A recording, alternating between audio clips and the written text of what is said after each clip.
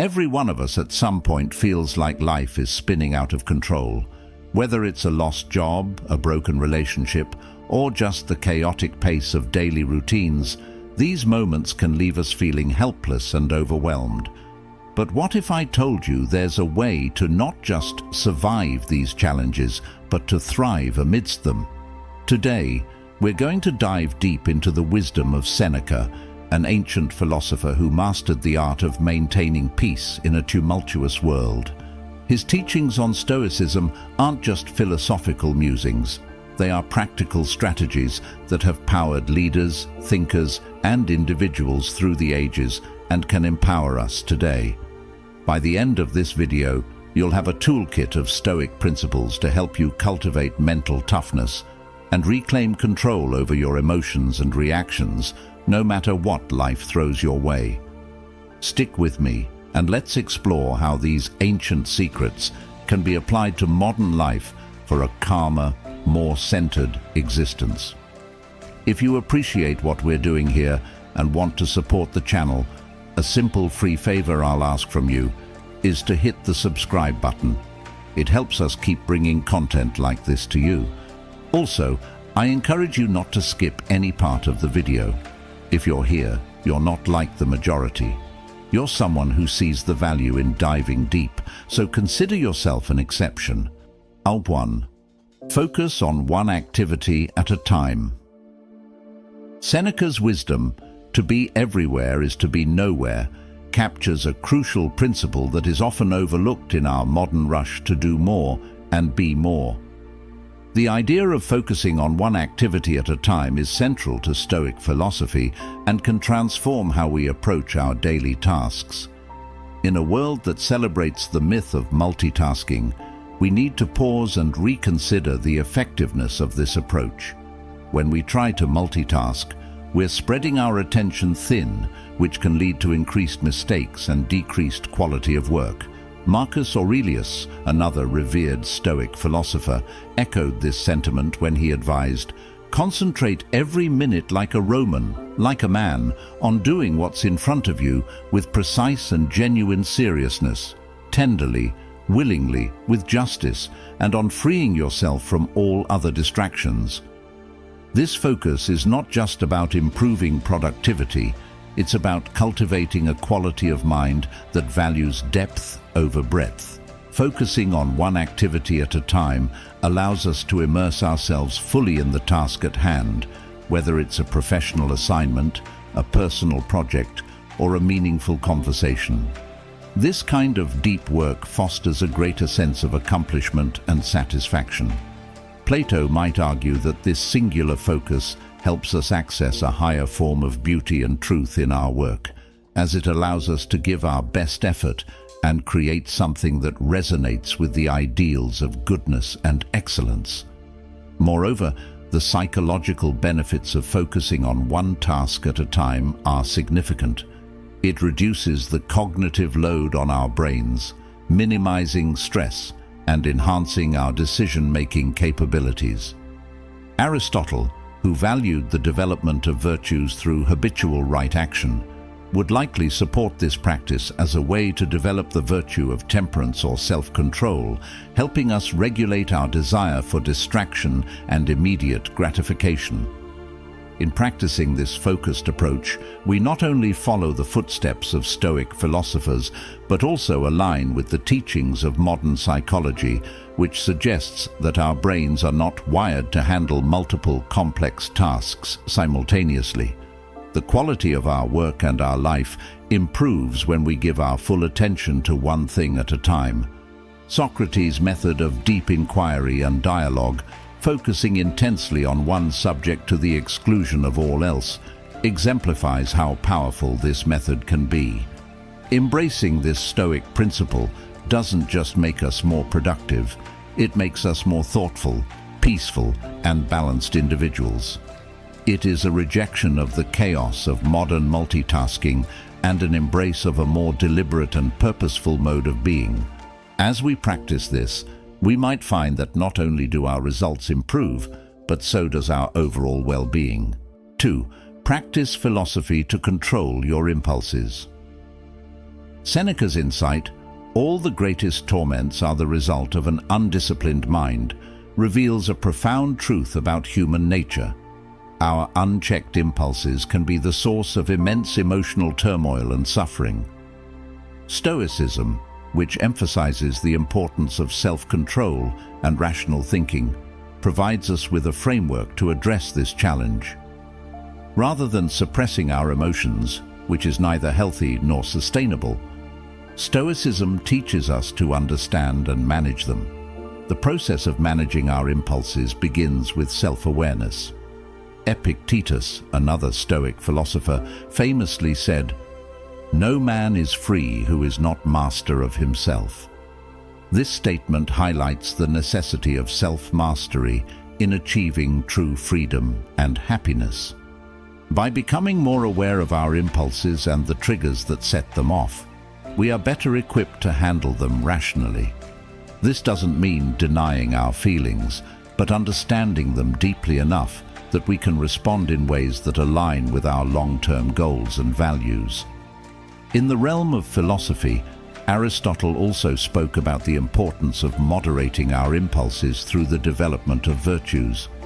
He believed that virtue lies in finding the balance between excess and deficiency, a concept known as the golden mean. For instance, courage is the mean between recklessness and cowardice. Applying this to impulse control, we seek to find a balance between spontaneous reactions and complete inaction, aiming for thoughtful, deliberate responses that reflect our best selves. Moreover, practicing philosophy as a guide to controlling our impulses involves understanding our emotions and responding in a way that aligns with our values, cultivating rational thought as a habit.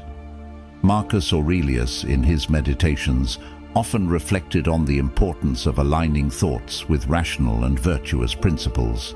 He wrote, "You have power over your mind, not outside events.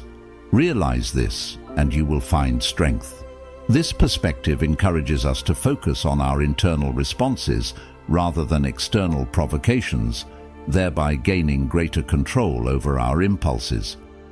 By critically examining our impulses with the aid of philosophical wisdom, we can begin to make choices that are not dictated by fleeting emotions, but are the result of careful thought and reflection.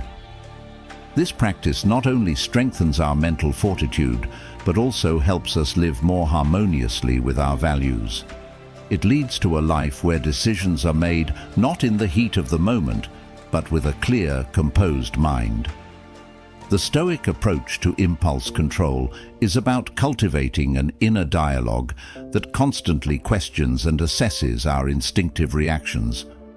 It is about making philosophy not just a subject we study, but a way we live our lives, allowing us to rise above immediate gratifications and achieve a deeper sense of satisfaction and purpose.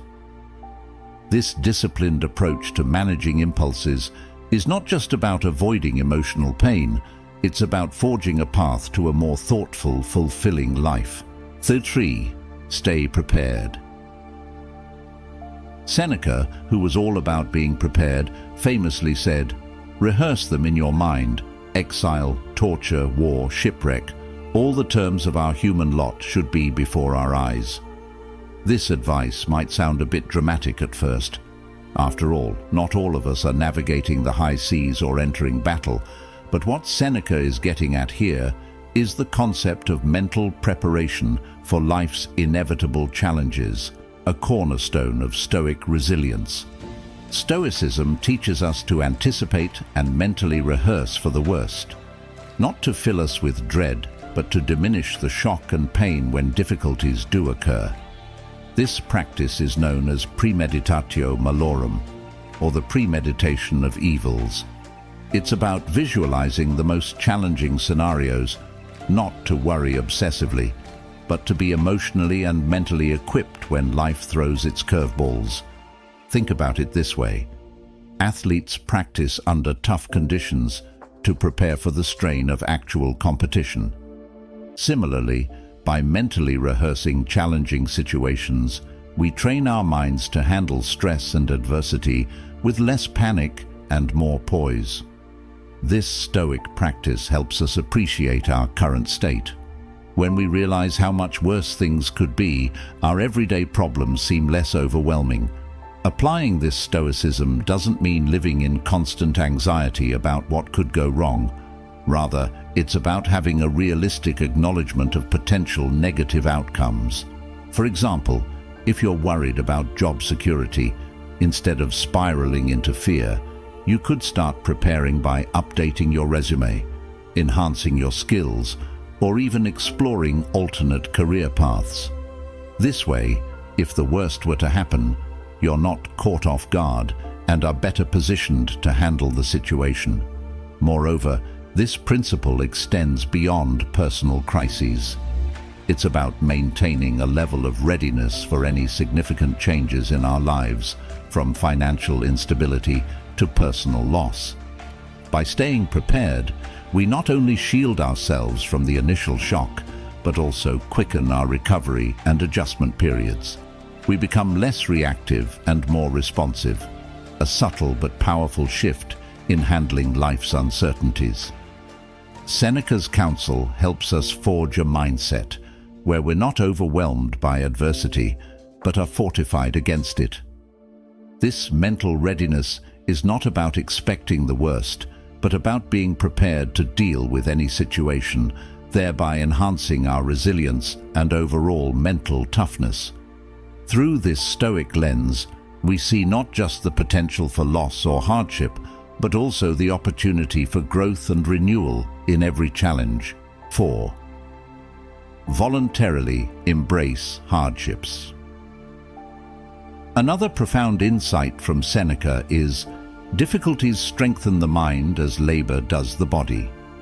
This idea is at the heart of Stoicism and speaks to a practice that can seem counterintuitive at first, voluntarily embracing hardships. It's about deliberately choosing to experience discomfort, not as a form of punishment, but as a way to fortify our mental resilience and expand our capacity to handle life's inevitable challenges. Think about what it means to voluntarily embrace hardships. It's like an athlete who trains under harsh conditions to prepare for a competition. The athlete understands that by pushing the limits in a controlled environment, they're better prepared for the stresses of the actual event. Similarly, by choosing to face difficulties head-on, whether that's taking on a challenging project at work, speaking up in public, or even opting to live more simply, we enhance our mental toughness and adaptability. Seneca's approach teaches us that when we step out of our comfort zones on purpose, we're not just testing our limits, we're expanding them. For example, if you dread public speaking, regularly putting yourself in situations where you must speak in front of others can transform your fear into a skill. Over time, what once felt insurmountable becomes manageable and eventually comfortable. This Stoic practice is not about seeking out suffering for its own sake, but about recognizing that growth often comes from discomfort. Embracing voluntary hardships also means resetting our comfort thresholds. In a world that often prioritizes comfort and ease, choosing the harder path can seem radical. But Stoicism invites us to rethink what true comfort is. Is it merely the absence of discomfort? Or is it the presence of inner strength and peace that comes from knowing we can handle whatever comes our way? By integrating this Stoic principle into our lives, we also learn to appreciate our current circumstances more. When we know we can endure more, we can enjoy the simple pleasures of life with greater contentment. It's about building a life not on the avoidance of hardship, but on the foundation of resilience. This doesn't mean we seek out suffering, but when hardship does come, we view it as an opportunity to practice our Stoic skills. In embracing voluntary hardships, we also foster a deep sense of self-efficacy. We prove to ourselves that we are capable of overcoming obstacles, which in turn builds self-confidence. Each challenge we face and overcome is a reminder that we are stronger than we might have believed. So, let's take a page from Seneca's book and challenge ourselves to step into the arena of voluntary hardship. It's there that we'll find not just challenges, but the keys to a more resilient and fulfilling life. 5. Avoid self-victimization. Seneca wisely pointed out, "We suffer more often in imagination than in reality." This statement is a stark reminder that our interpretation of events, not the events themselves, often causes our greatest suffering. It's easy to fall into the trap of believing that we are victims of our circumstances, which can lead to a mindset that everything happens to us rather than for us or with us. Stoicism teaches us the importance of perception. How we choose to see and interpret life's challenges significantly impacts our experience of them. If we view ourselves as passive victims, we surrender our agency and power. However, if we view challenges as opportunities to grow and learn, we maintain control over our responses and are more likely to approach life proactively. Consider a common scenario. Perhaps you didn't get a promotion at work, and your initial reaction is to feel sidelined or discriminated against. While these feelings are valid, Stoicism invites us to examine our reactions critically. Are we perhaps viewing the situation only through a lens of loss and unfairness? What if instead we saw this as an opportunity to seek feedback, improve our skills, or even reassess our career path to find a better fit for our aspirations? Avoiding self-victimization doesn't mean ignoring the injustices or difficulties we face. Rather, it means shifting our focus from what happens to us to how we respond to what happens. This shift is powerful. It moves us from a place of passive reaction to active participation in our lives. We stop asking, "Why is this happening to me?" and start asking, "What can I learn from this? How can I grow from this situation?" Stoicism equips us with the tools to detach from our initial emotional responses and see the bigger picture. It's about understanding that while we can't always control external events, we can control our perceptions and reactions. This mental shift is freeing and empowering.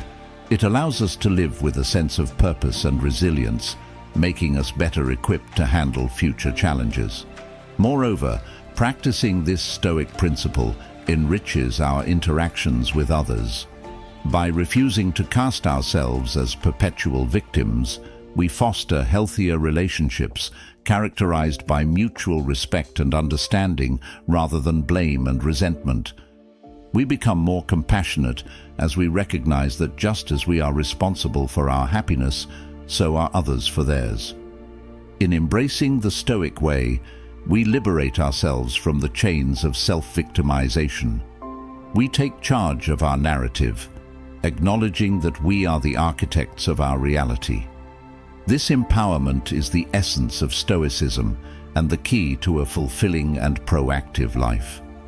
So let's choose to rise above victimhood, not by denying our pain, but by reframing our stories with strength, wisdom, and resilience. 6. Spend time in solitude. Seneca's advice to retire into yourself as much as possible emphasizes the value of solitude in Stoic philosophy. This guidance is not an encouragement toward isolation, but rather an invitation to engage in deep self-reflection and introspection.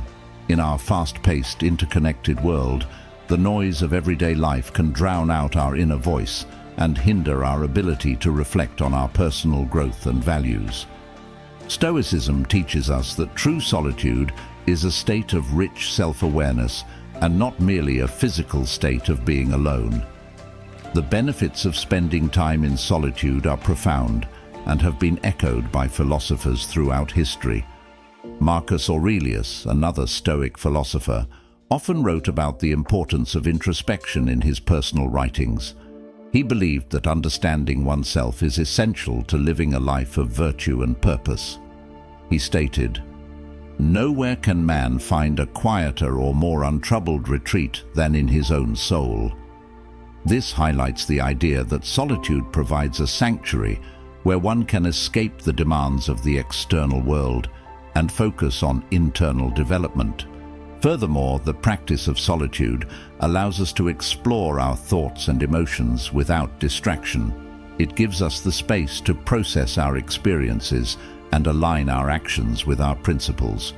By regularly engaging in this practice, we cultivate a deeper understanding of who we are and what we truly want from life. This alignment is crucial for living authentically and achieving personal fulfillment. Aristotle also touched on the importance of self-reflection for achieving eudaimonia, or flourishing. He believed that self-awareness and reflection are key to leading a meaningful and fulfilled life. Knowledge was essential for developing virtues and living in accordance with reason. In solitude, we can assess our lives critically and make adjustments that reflect our true values and aspirations. The Stoic practice of solitude also encourages us to develop resilience. Epictetus emphasized the need for personal reflection to fortify the mind against adversity. He advised individuals to use solitude as a tool to strengthen their character and mental endurance, preparing them for the inevitable challenges of life. He posited, "It is in your power to withdraw yourself whenever you desire. Perfect tranquility consists in the good ordering of the mind, the realm of your own." Moreover, spending time alone helps us appreciate our relationships and social interactions more fully. When we return from periods of solitude, we often find that we have more to offer others, whether it's greater empathy, patience, or clarity. This not only enriches our personal relationships, but also enhances our contributions to our communities. The Stoic practice of seeking solitude is not about escaping life, but about deepening our engagement with it. By retiring into ourselves, we gain the clarity needed to act more thoughtfully in the world. Seneca, Marcus Aurelius, and Epictetus all provide us with a roadmap for using solitude not as a retreat from life, but as a tool to live more fully and meaningfully. As we wrap up today's discussion, it's clear that the teachings of Stoicism aren't just abstract theories confined to ancient texts. They offer practical strategies that can be applied to our daily lives, empowering us to lead more thoughtful, resilient, and purposeful lives. Stoicism teaches us the value of focus, the power of self-control, the importance of preparedness, the strength found in embracing hardships, the liberation that comes from avoiding self-victimization, and the clarity that solitude can bring. Each of these principles challenges us to turn inward and refine our characters, to confront our lives with both honesty and courage. Remember, Stoicism doesn't promise an easy life. Rather, it offers us the tools to deal with life's challenges more effectively. It encourages us to see every obstacle as an opportunity to practice virtue, and every hardship as a chance to test our resilience. By applying these Stoic practices, we're not just surviving, we're thriving, cultivating a life of peace and fulfillment from within. In the spirit of Stoicism, let's continue to explore how we can apply these ancient wisdoms to navigate the complexities of modern life. Let's strive to be better than we were yesterday, to live with intention and virtue. If you're interested in continuing this journey, check out one of the videos on your screen now. They're designed to help you dive deeper into the practical applications of Stoicism in everyday life. Thank you for spending your time with us here. We're grateful for your curiosity and eagerness to grow alongside us. Remember, the path to wisdom is long and challenging, but every step you take is a step toward a more meaningful life.